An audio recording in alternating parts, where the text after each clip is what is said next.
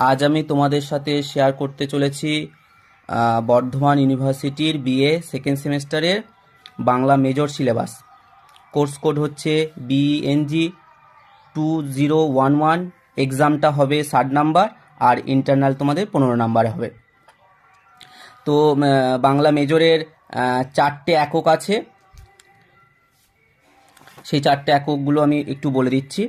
বা একক হচ্ছে 1 এককে আছে বাংলা সাহিত্যের ইতিহাসের যুগবিভাগ সংক্রান্ত ধারণা। প্রাচীন ও আদি মধ্যযুগের বাংলা সাহিত্যের ইতিহাসের মধ্যে আছে চর্যাগীতি, শ্রীকৃষ্ণ কীর্তন। অনুসারী সাহিত্যের মধ্যে আছে ভাগবত, রামায়ণ ও মহাভারত। এটা হচ্ছে একক 1-এর। একক 2-এ আছে চৈতন্য জীবনী ও বাংলা সাহিত্যের চৈতন্য প্রভাব। তার মধ্যে তোমাদের পড়তে হবে বৃন্দাবন দাস, কৃষ্ণদাস কবিরাজ, জয়ানন্দ ও লোচন দাস।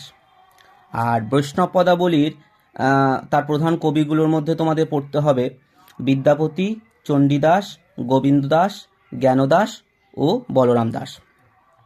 এটা একক 2-এ হয়ে গেল। একক 3-র মধ্যে তোমাদের পড়তে হবে মনসামঙ্গল, চণ্ডীমঙ্গল ও ধর্মমঙ্গলের কাহিনী আর প্রধান কবি। প্রধান কবিগুলোর মধ্যে যেগুলো আছে তোমাদের পড়তে হবে বিজয়গুপ্ত, নারায়ণ দেব, কেতকা ক্ষেমানন্দ, দ্বিজমাধব, মুকুন্দ চক্রবর্তী, রূপরাম চক্রবর্তী ও ঘনরাম চক্রবর্তী। এ কটা। আর শিবায়ন ওই একক 3-র মধ্যে আছে শিবায়ন কাব্য, সেখানে তোমাদের পড়তে হবে রামেশ্বর ভট্টাচার্য আর ভারতচন্দ্রের কাব্য পরিচয় ও তার অন্নদামঙ্গল কাব্য, এই সম্পর্কে তোমাদের পড়তে হবে।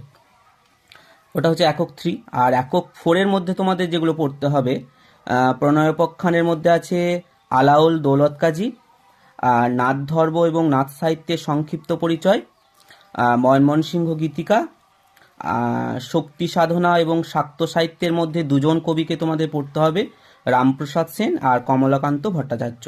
আর একটা আছে বাউল গানে তোমাদের লালন ফকিরকে পড়তে হবে। এই কটা হচ্ছে 4টে একক আছে।